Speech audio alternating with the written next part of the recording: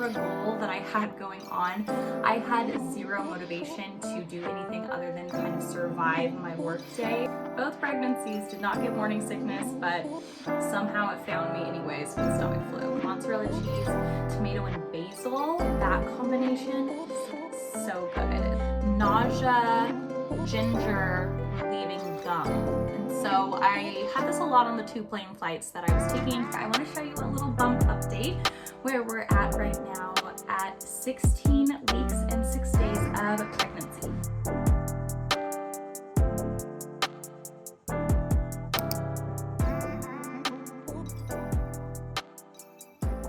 Hi friends, how's it going? Welcome back to my channel. I am so excited to do a first trimester recap with you. Today I am 16 weeks pregnant. I'll actually be 17 weeks pregnant tomorrow. So we're right kind of at the beginning section of my second trimester. And I have had a lot of fun reliving my first trimester today, writing down notes, collecting what my symptoms were, my cravings were, and then what were the must-haves for my first trimester. So that's kind of going to be the organization of this video. So in the notes below, you can skip ahead to whatever might interest you, whether it's symptoms, cravings, or those must-haves for your first trimester. But I'm going to walk you through each week kind of what my main symptoms were, because that's kind of how I cataloged it this pregnancy, and we'll talk about what happened during my first trimester of pregnancy. Okay, so if you haven't already watched my 2-week wait video, I cover all the symptoms that I went through from conception day to getting a positive pregnancy test. Now, I did 2 different styles of video this time for that 2-week wait section. So I have a vlog style format, and then I have just a sit down, listed out format. So whatever you have the attention span for, if you want to listen to the vlog or just watch that sit down listing of the 2-week wait symptoms, if that's more what you're interested in, you can absolutely go do that right now. I'll include the links here for you to just go ahead and have easy access to those videos. But this will be covering from a positive pregnancy test on. So essentially 4 weeks is where we're starting here. So the symptoms at 4 weeks pregnant is the start of this kind of first trimester recap. So at 4 weeks pregnant, the first symptom that I experienced was waves of nausea that would come and they would go. It wasn't very extreme during the 2-week wait. I had a little bit of nausea in the evenings, and so during week 4, it would just be a small wave that would come and that would go. And then I also experienced having off or heightened smells. For example, I have this cool mint chapstick that for some reason started tasting like pickles this week, and it still tastes like pickles today. So just certain things where tastes and smells were kind of warped. They would be not crazy powerful, but I would smell things that I didn't smell before, and so it would be heightened in that sense. I also experienced just increased breast tenderness, nothing too crazy or painful, just kind of this gradual ache. During this week, I also had a lot of active dreams and a few night wake ups at like around 2 a.m. I also had upset stomachs, and so specifically like lower digestion related, kind of thinking that this was connected a little bit to my ongoing IBS. I tried to take more probiotics during this week to kind of help those symptoms. During week number 5, I actually caught a head cold, unfortunately. So my immune system was a little bit lower during this time, but I also experienced increased bloating. Fatigue kind of started setting in this week, and then increased pee urgency as well. Week number 6 was a continuation of just this very mild continual breast tenderness that's going on. They were just kind of constantly like that. Also, I started breaking out this week. My breakouts for this pregnancy were not as bad as my first. My first pregnancy, I broke out all on my shoulders and had like just this back acne situation happening with Henry. During this pregnancy, it wasn't as bad. I would get some cheek breakouts, I noticed, which can kind of be hormonal when it's like right here. And so I noticed acne right here, and then I noticed some shoulder acne, but definitely not as bad as with Henry. I also continued to mark fatigue, which was kind of just ever increasing. Started a little bit at week 5 and just started increasing each week and mounting each week since then. And then I also wrote that I was feeling nauseous and very sensitive to smell this week as well. Week 7, I said that I was very sensitive to smell, so the food aversions kind of started coming in on week 7, and I remember specifically kind of week 7, 8, and 9 being really difficult for me in terms of food aversions. My diet consisted of plain pasta, plain toast, like a cream cheese bagel, any kind of just plain carb that could fill my stomach and that wasn't super flavorful was all that I was going for during these weeks and during this time. I wrote down lots of nausea, so I definitely was feeling that, especially in the morning. I had to wake up and put something in my stomach right away. And then I actually wrote down shoulder acne here as well. So week 6, I think I was kind of breaking out on my cheeks. Week 7, it kind of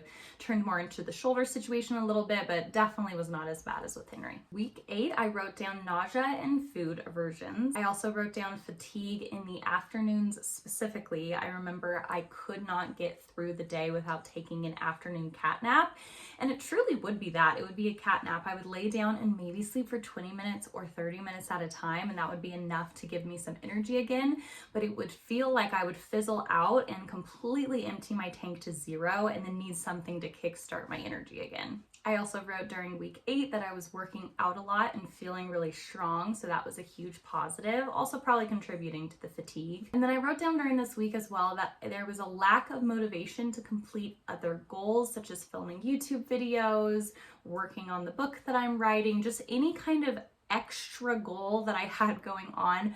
I had 0 motivation to do anything other than kind of survive my work day and survive my normal flow of things. And so that kind of just went into that fatigue of just feeling like, I'm just going to do what's necessary each day and not put in any kind of extra things here and there. That motivation has definitely returned, thankfully, and I'm feeling super, super motivated now to kind of reassess those kind of outline goals like reading books, or I'm just a very goal-oriented person. But during week 8, I was not a goal-oriented person. I was in survival mode. Week 9, I wrote that we visited Dallas this week, and I did actually experience my first pregnancy headache this week. I am prone to getting pregnancy headaches that honestly feel like a sinus headache almost, because it's like right here by my eyebrows, and they will come on and they'll come pretty strong. They'll be very dull and very consistent. And so this was the first bad pregnancy headache that I got during the pregnancy during week 9. I also wrote down this week that there was some mild crampiness, which I got a lot more crampiness with Henry. I remember just waking up in the middle of the night kind of feeling crampy, but this pregnancy, it would be like maybe one day a week I would feel slight crampiness. And it definitely wasn't as much as with Henry. I think probably it's because there was a lot of, stretching going on with that first pregnancy. And now that we've already gone through the motions, I don't think there's just as much, but it could just be how my body is handling this specific pregnancy. I also wrote down on week 9 that there was increased CM that I could really notice as well. Week 10, I wrote down that CM was increasing even more than it was before on week 9, and there was also an increase of pee urgency and an increased thirst. I also found out around this time that I was severely dehydrated at my first appointment with my midwife, and so that's probably playing all together that I really just needed to hydrate more, but I was struggling to do so because it was making me pee a ton, and so it was that whole circle of things, but feeling much, much better on the hydration situation right now. I also wrote down that I had another pregnancy headache this week, and so I had one bad headache week 9 and then one bad headache week 10. Week 11 was pretty mellow. I just wrote that I had more cheek breakouts. So with Henry, there was kind of just one all of a sudden rush of breakouts from the very beginning, and then my skin cleared up. It seems like this time around I'll have more consistent breakouts where it seems like my skin will be clear and then it'll break out again. I think specifically this cheek situation almost had to do with like not washing my makeup brushes enough. I think it had to do with something totally different, but my skin in general just hasn't been as clear this time around. And I wrote down this week that my food aversion and nausea was mostly gone. So 7, 8, and 9 were definitely the worst in terms of nausea. Now, I did not get morning sickness. I did not get sick.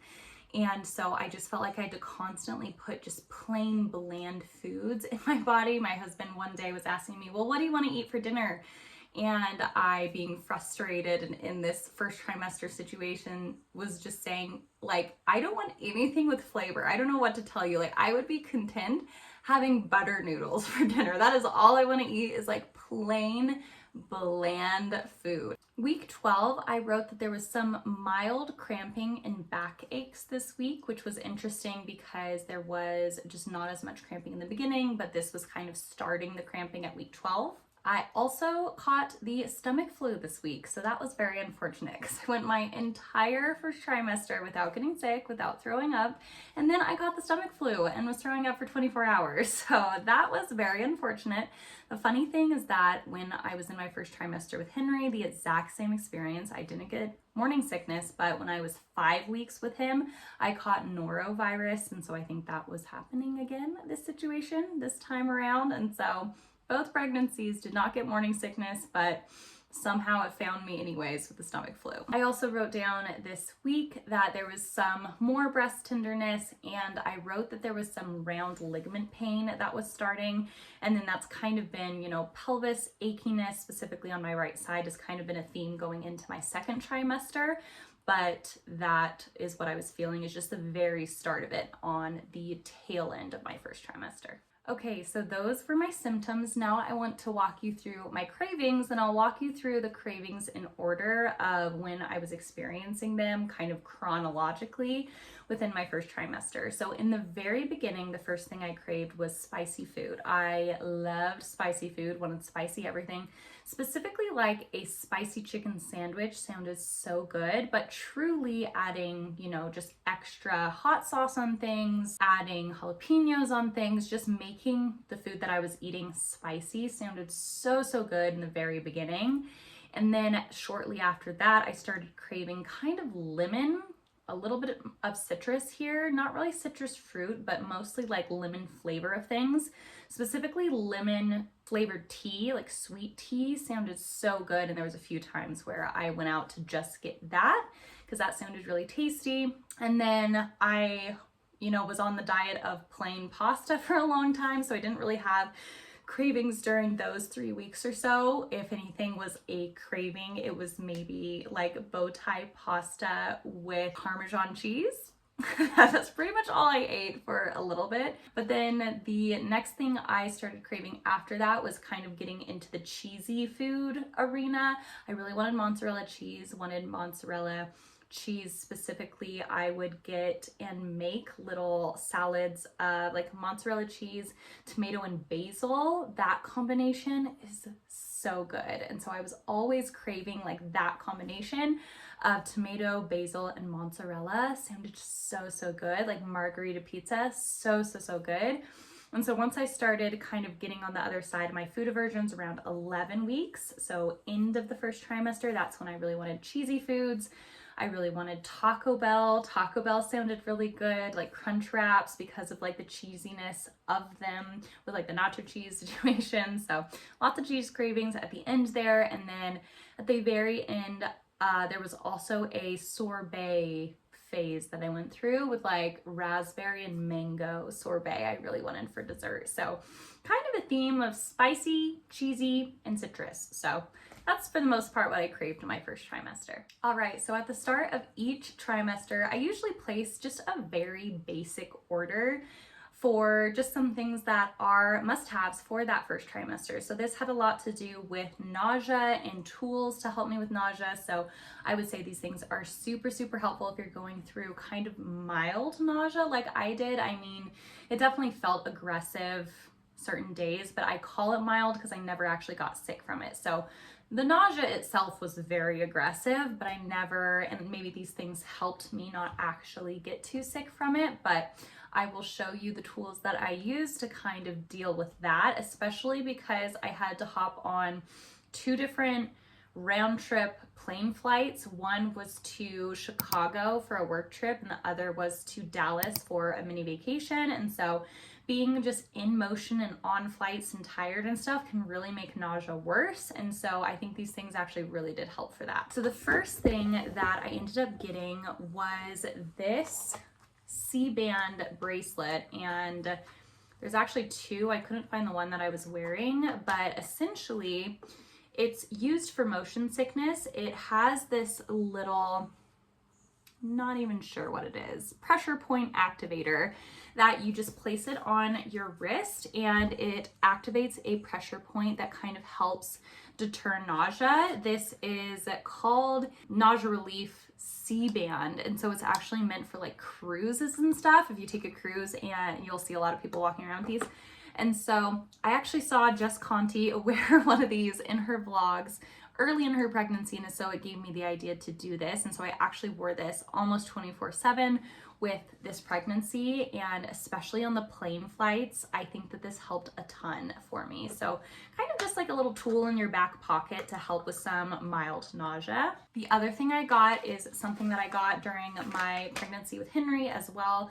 They are natural ginger flavored tummy drops. And so these really help with heartburn specifically. And the heartburn kind of starts, you know, late second trimester mostly, and so I will be living off of these then, but it really helps when you're having kind of a wave of nausea and you need something right away. This can really help because it's a very powerful flavor, and ginger really helps nausea. And so with that as well, I actually got from the C-band company nausea ginger relieving gum. And so I had this a lot on the 2 plane flights that I was taking during my first trimester. I think that this did help as well. Again, it's a pretty powerful flavor. It says it's good for motion sickness, morning sickness, and occasional nausea. The one thing I'll say with this is that it's very powerful when you first pop it in, but it wears off really quickly. So you kind of have to keep taking it if you're using it for like a nausea aid long term. But those 3 things were enough for me to combat the level of nausea that I received. If you're having more extreme nausea, you're definitely going to have to call in some greater aid there. And so I am not the channel to help with that, but do please post any, you know, nausea relief remedies down below. I know that there is a lot of love out there for these drops. I think like these suckers that a lot of women have. I didn't try those because I wasn't really struggling, but I think those can really help as well. And so the other thing that I ordered was a pregnancy journal, this Growing You pregnancy journal. This is actually the exact same one that I ordered with Henry.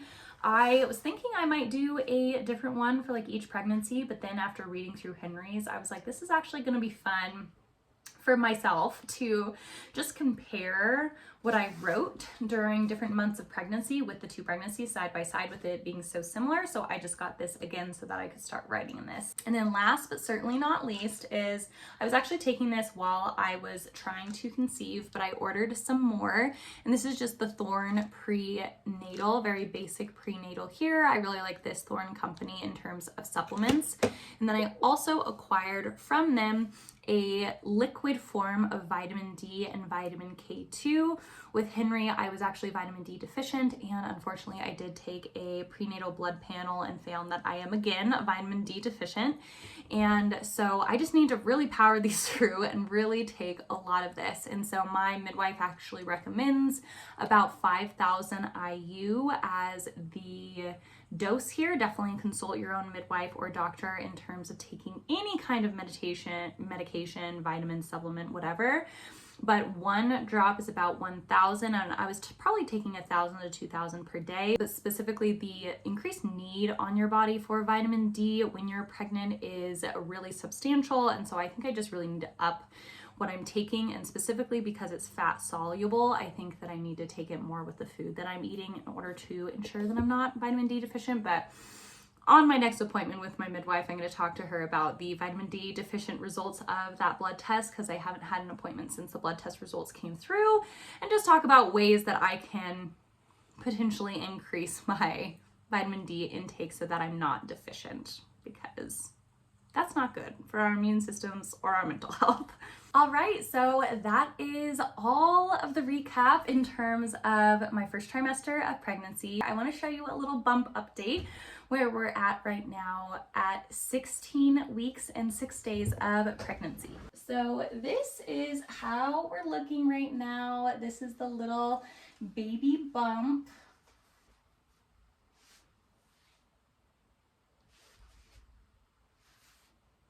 So thank you so much for watching this video. It means so much to me that you did. If you liked it, please remember to give it a little thumbs up and to subscribe to my channel for content that might be similar to this in the future, and to follow along this little pregnancy journey as we welcome our little baby number 2 into the world. I'm excited to continue going through these milestones and to go through birth number 2, home birth number 2. We have a lot ahead of us, and I am just choosing to really put my faith in God throughout this whole process with however this baby grows and comes into the world, and however that story plays out. I'm really focusing on surrender and trust, because we will be a family of 4 very soon, before it's Christmas time again. And so it's super exciting to see our family expand, and I cannot wait for what's to come. But again, thank you so much for watching this video. I cannot wait to catch you on the next one. Thanks. Bye, friends.